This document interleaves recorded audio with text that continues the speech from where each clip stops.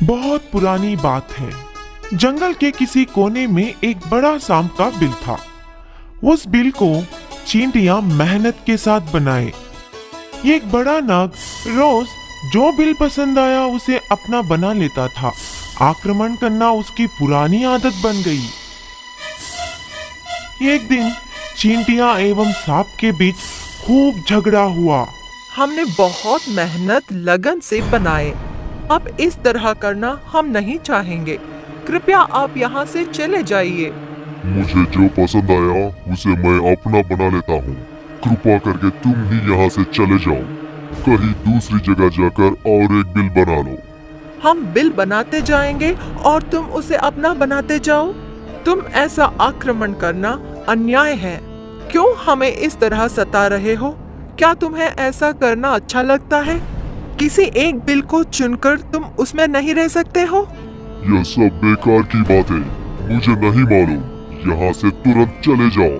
मुझे गुस्सा आया तो मैं कुछ भी कर सकता हूँ। सांप की बातें सुनकर चींटियां कुछ डर गई।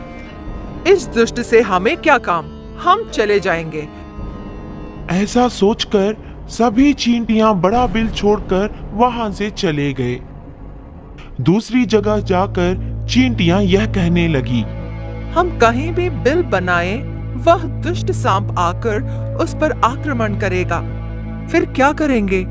हम थोड़े दिन तक यह बिल बनाना रोक देंगे।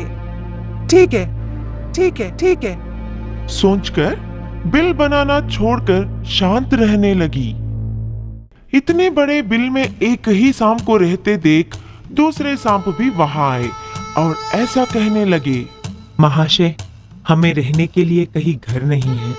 हमें आपके बिल में रहने की अनुमति देंगे सोचकर हम इतनी दूर आए हैं। कैसे भी हमें वहां रहने का आदेश दीजिए। वैसे बोलते बड़े सांप से बहुत देर तक विनती की।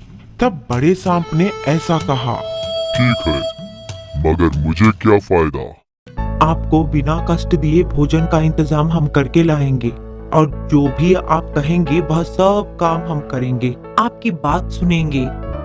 ठीक है, एक और प्रमुख बात वह क्या है कि इधर जो मैं कहूँगा वही शासन है। मैं जो कहूँगा तुम्हें सुनना होगा, करना होगा। मेरी बात ना मानकर अगर कोई इसके विरुद्ध जाएगा उसे मैं दंड दूंगा। उसे यहाँ रहने की अनुमति नहीं दूंगा। उस बड़े सांप की शर्तें सुनकर बेचारे छोटे सांप उन शर्तों को स्वीकार किए। उस दिन से वे सब छोटे सांप उस बड़े सांप के बिल में रहने लगे। तब से बड़ा सांप बाहर ना जाकर बिल में ही रहने लगा। पेट भर खाकर आराम से सोने लगा। ऐसे रहते हुए चींटियां पानी के किनारे बिल बनाए रहने लगे। एक दिन खूब जोर की बारिश हुई। उनके बिल में पानी भरने की वजह से सारे चींटियों में से कुछ चींटियां मर गई। तब चींटियां एक जगह इकट्ठा होकर, हमारे बिल ना होने की वजह से ही हमारे कुछ साथियों की मृत्यु हो गई। सच में इस समस्या का हल क्या है? चलो इस जंगल के पास एक गांव है, उस गांव में जाकर बिल बनाएंगे। उस गांव के लोगों को देखकर सारे सांप डर जाएंगे और वहां कोई सांप नहीं आएगा। उस गांव में जाकर बिल बनाने लगे। कुछ ही दिनों में बड़ा सा बिल बना डाले। उस दिन से सभी चींटियां उस बिल में ही रहने लगे। तब मंदिर के पुजारी उस बिल को देख चींटियों से ऐसा कहा, चींटियां, कितना सुंदर एवं बड़ा बिल बनाए। इसके बारे में मैं तुमसे बात करने के लिए यहाँ आया हूँ। कुछ नहीं, अगर तुम इस बिल को छोड़ देंगे तो हम नागिन को रखकर पूजा करेंगे। ऐसे कहते हुए पुजारी की बातों को सुन सभी चींटियां स्तब्ध रह गए। पुजारी की बातों को मानकर सभी चींटियां वहां से दूसरी जगह चले गए। तब पुजारी पूरे जंगल में नाग को ढूंढते हुए उस बिल के पास पहुंचे। तब उस बिल में बड़ा सांप नहीं था, छोटे सांप ही थे। उस छोटे सांप से पुजारी ने ऐसा कहा, हे नाग देवता, तुम आओगे तो तुम्हें ले जाकर तुम्हारी पूजा करेंगे। पुजारी की बातें सुन सांप सोचने लगे। तब फिर पुजारी ने ऐसा कहा, हमारे गांव में नाग देवता ना रहने के कारण हमारे गांव में अनर्थ हो रहे हैं। तुम्हें ले जाकर रोज दूध डालकर तुम्हारी पूजा करेंगे। पुजारी की बातें सुन छोटा सांप उनके साथ चला गया।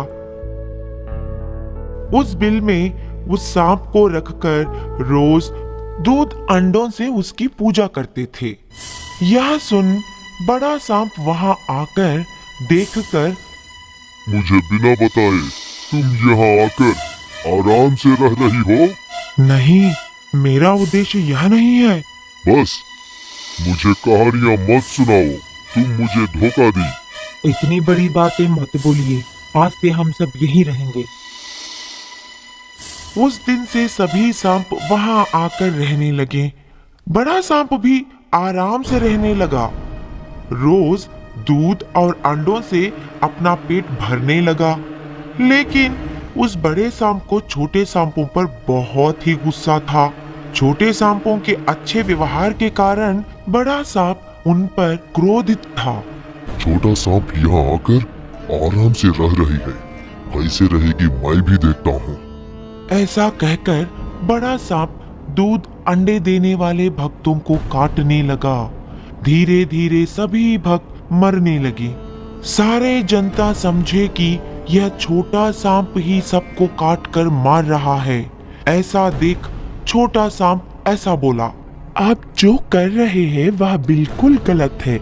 आप लोगों को काटना छोड़ दीजिए, यह पाप है।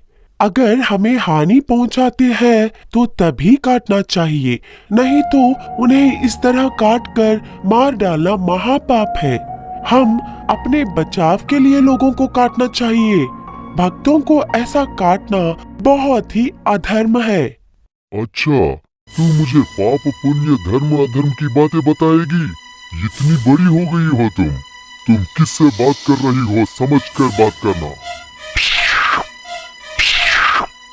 ऐसा गुस्से में चिल्लाकर वहां से बड़ा सांप चला गया। अपने वंश का नाम बिगाड़ना चाहता है यह दुष्ट सांप। वहां से आने जाने वालों को देख छुपकर काटने लगा। वैसे अनेक लोगों की मृत्यु हो गई। तब छोटा सांप यह सभी बातें पुजारी को इस प्रकार बताई। मेरे बिल में एक दुष्ट सांप है। इन सब जनों के मरने का कारण वही है। मेरे कितने मना करने पर भी वह नहीं सुन रहा है। यह सब काम मैं ही कर रहा हूँ ऐसा आप सोचेंगे, इसलिए आपको बता रहा हूँ। किसी भी तरह उस दुष्ट सांप से जनता को बचाइए। तुम सब उस बिल से बाहर आ जाओ, उसके बाद उस दुष्ट सांप को क्या करना है हम देख लेंगे। हम यहाँ नहीं रह सकेंगे, तुम ही रहो यहाँ। ऐसा कहकर छोटे सांप वहां से चले गए। बड़े सांप में कोई बदलाव नहीं आया। एक दिन पुजारी जी दूध पिलाते समय उन्हें ही काटने को उछला। तब पुजारी जी सभी गांव वालों को लेकर उसे मारने की कोशिश की, लेकिन सांप बिल के अंदर घुस गया। सभी जन उस बिल को तोड़ने लगे, मगर बिल बहुत ही अंदर था। सांप कहीं नहीं दिखाई दिया। तब सभी लोग कुछ सूखी लकड़ियां, घास आदि लाकर उस बिल को जला दिए। आग की लपटों में उसका दम घुटकर मर गया। तब फिर पुजारी चींटियों के पास जाकर फिर से बिल बनाने की प्रार्थना की। सभी चींटियां आकर सुंदर सा बिल बनाए। उस बिल में छोटे सांप को रखकर उसकी पूजा करने लगे उस गांव के लोग। सांप भी उनके प्रति श्रद्धा एवं विनती के साथ रहने लगे। दुष्ट सांप अपने बुरे कर्मों की वजह से उसका फल भुगता। बच्चों, इससे हमें यह सीख मिलती है, बुरे का फल बुरा ही होता है।